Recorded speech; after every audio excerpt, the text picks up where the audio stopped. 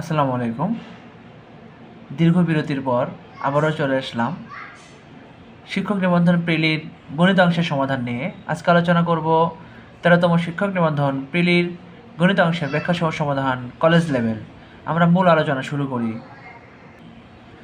1 নম্বর প্রশ্ন, এখানে মূল প্রথম যে প্রশ্নটা বলছে 15981 পর্যন্ত এই সবগুলো পদের যোগফল নির্ণয় করতে বলছে। তাহলে আমরা n সংখ্যক পদের সমষ্টি নির্ণয়ের জন্য আমরা জানি Sn n divided by 2a plus n minus 1 into d। তাহলে এখানে আমরা a সমান প্রথম পদ, d সমান যে সাধারণ অন্তর দ্বিতীয় পদ থেকে প্রথম পদের মানটা বাদ, a এর মান এবং d এর মান পাচ্ছি, শুধুমাত্র n এর মান পাচ্ছি না। n এর মান নির্ণয় করার জন্য আমরা এখানে জানি যে শেষ পদ মাইনাস প্রথম পদ ডিভাইডেড বাই সাধারণ অন্তর যোগ 1। তাহলে শেষ পদটা 81, প্রথম পদ 1, সাধারণ অন্তর 4 প্লাস 1। তাহলে এখান থেকে আমরা পাচ্ছি হচ্ছে এখানে 21। তাহলে এখানে আমরা n এর মানটা 21 যদি বসিয়ে দিই, 2 ইন্টু a এর মান, এখানে 2 ইন্টু 1 মাইনাস 1, d এর মান 4। সেই ক্ষেত্রে কিন্তু আমাদের এখানে টোটালি আমাদের যে মানটা আসবে 861। অর্থাৎ আমরা প্রথমে d এর মান n এর মান নির্ণয় করে নিব, তারপর আমরা সেই অঙ্কটির সমাধান নির্ণয় করব। পরবর্তী অঙ্কটা একটু খেয়াল করি। বৃত্তের বহিস্থ কোনো বিন্দু হতে স্পর্শক হতে কতটি স্পর্শক আঁকা যায়?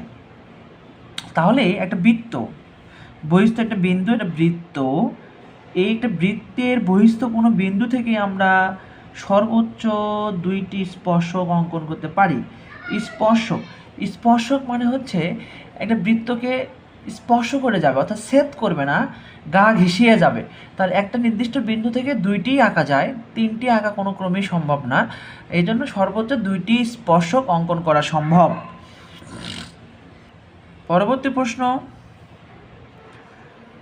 সমকোণী ত্রিভুজ গঠন করা অসম্ভব। আমরা জানি একটি সমকোণী ত্রিভুজ হতে গেলে সমকোণী ত্রিভুজের অতিভুজ, এটাকে বলা হয় অতিভুজ, এটা হচ্ছে লম্ব, এটা হচ্ছে ভূমি। আমরা জানি সমকোণী ত্রিভুজ হতে গেলে অতিভুজ স্কোয়ার, অর্থাৎ এটাকে যদি আমরা সি ধরি, এই বাহুকে এ ধরি, এই বাহুকে যদি বি ধরি, অর্থাৎ সি স্কোয়ার সমান এ স্কোয়ার প্লাস বি স্কোয়ার, এই শর্ত যদি ফিল আপ করে তাহলেই সমকোণী ত্রিভুজ গঠন করা সম্ভব।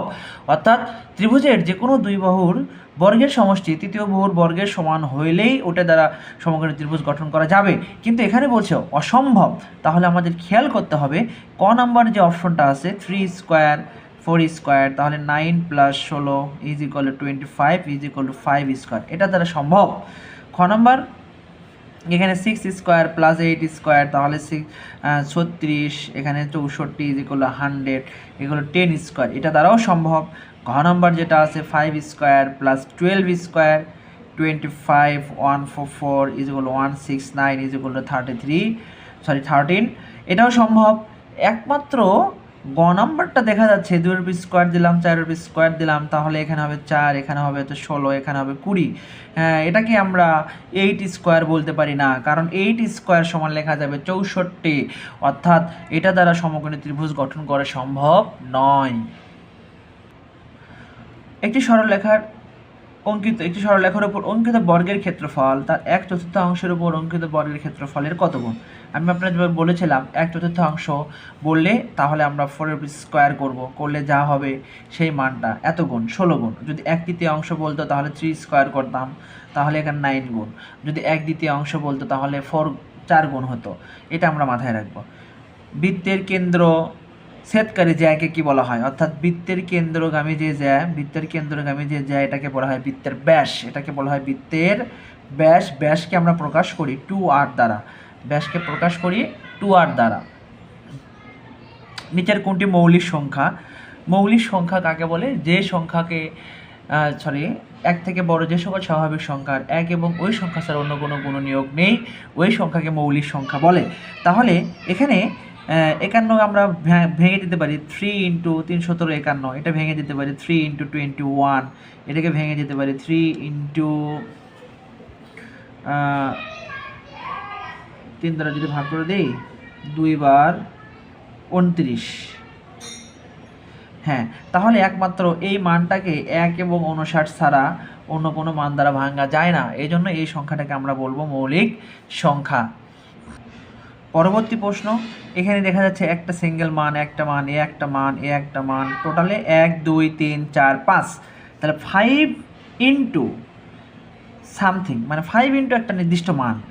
এখন দেখা যাচ্ছে এটার বেস 5, এটার বেসও 5, তাহলে 5-এর মাথার উপরে একটা 1 আছে। একটা 5 যদি এক জায়গায় করি, আমরা জানি পাওয়ারটা যোগ হয়, এটাকে একটু সাইজ করে লিখলে এই যে x+1, এটা খুবই সহজ একটা অঙ্ক ছিল। আমরা এই যে লগের বেজ এবং মানি অঙ্কটা আমাদের খুবই গুরুত্বপূর্ণ, log 2, আমরা এখানে 1/2 এর মাথার উপর যদি 6 দেই তাহলেই কিন্তু 64 হয়।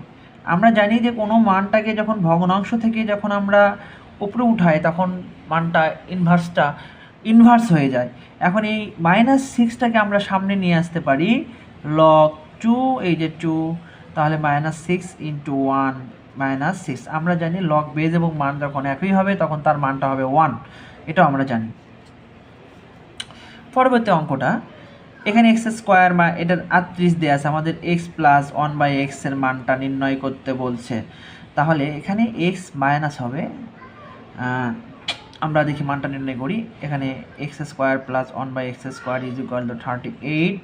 আমরা একটু সমাধান করি যে a - b² + 2ab = 38। তাহলে এখান থেকে পাই x - 1/x² তাহলে 38 মাইনাস কত 2 = 36। তাহলে এখান থেকে লিখতে পারি x - 1/x +-√36 +-6। এটা খুব সহজেই আমরা অঙ্কটা করতে পারবো। আমি আগে বলেছি যখন আমরা মান নির্ণয়ের অঙ্ক করবো তখন অবশ্যই মান নির্ণয়ের অঙ্ক করার জন্য আমাদের সূত্রগুলো জানতে হবে। এই অঙ্কটা খুবই গুরুত্বপূর্ণ। একই সুদে 500 টাকার 4 বছরের সুদ এবং 600 টাকার 5 বছরের সুদ একত্রে এত টাকা। সুদের হার নির্ণয় করা, অর্থাৎ হারের মানটা সেম, সুদের হারটা আমাদের এখানে কোনো পরিবর্তন হয়নি। অর্থাৎ এখানে দুটো শর্ত, প্রথম ক্ষেত্রে আর হচ্ছে দ্বিতীয় শর্ত। প্রথম শর্ত, একই সুদে 500 টাকার 4 বছরের সুদ বের করতে বলছে, I1 = P1 আর N1। এখন এখানে প্রশ্ন যে আর এর মানটা আমরা আরই রাখলাম কেন? এখানে সুদের হারটা নির্ণয় করতে বলছে, অর্থাৎ উভয় ক্ষেত্রে সুদের হারটা সমান।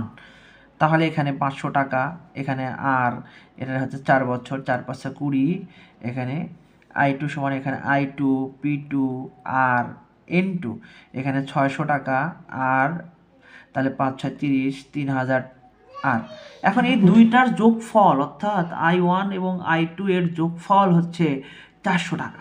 তাহলে 3000 আর 2000 যোগ করলে এখানে আমাদের 5000 আর = তাহলে এখান থেকে আমরা আর এর মান যখন নির্ণয় করব, আর এর মান নির্ণয় করার জন্য একটা 100 দ্বারা গুণ দিতে হয়। আমরা জানি 0 এবং 0 কেটে দিব, তাহলে এখানে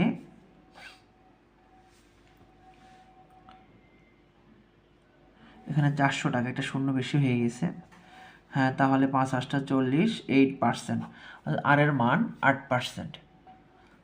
এই অঙ্কটা কিন্তু আমরা অনেকবার করেছি। একটি বই 10% ক্ষতিতে বিক্রয় করা হলো, বিক্রয় মূল্য 45 টাকা বেশি হলে 5% লাভ হবে।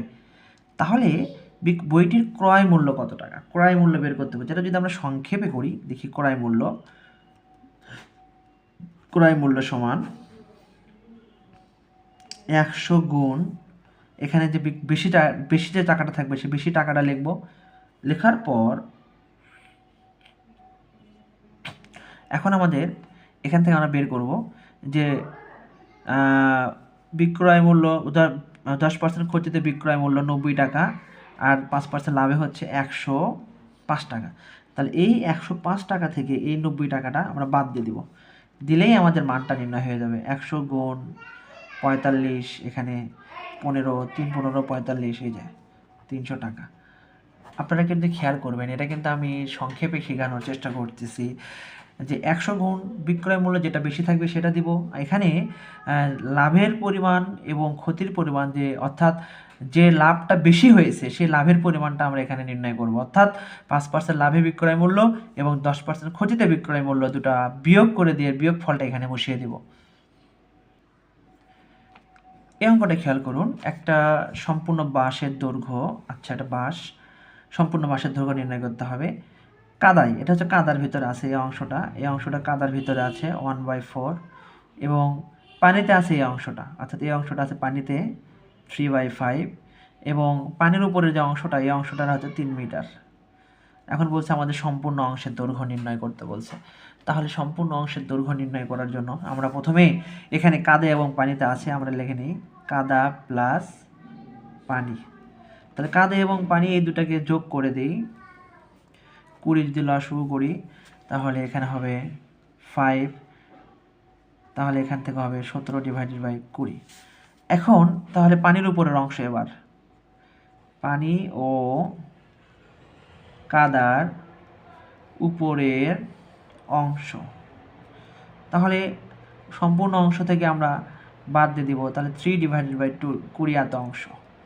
এখন এটা হচ্ছে পানির উপরের অংশ, তা 3/20 অংশের দৈর্ঘ্যটা দেওয়া আছে দেখেন এখানে 3 মিটার, তাহলে অর্থাৎ সম্পূর্ণ বা এক অংশ, তাহলে এখান থেকে 3 গুণ 20/3, 20 মিটার। তাহলে আমরা উত্তর বলতে পারি 20 মিটার। খুবই সহজ প্রক্রিয়া অঙ্কটি করে ফেললাম। সবাই ভালো থাকবেন, সুস্থ থাকবেন। আসসালামু আলাইকুম।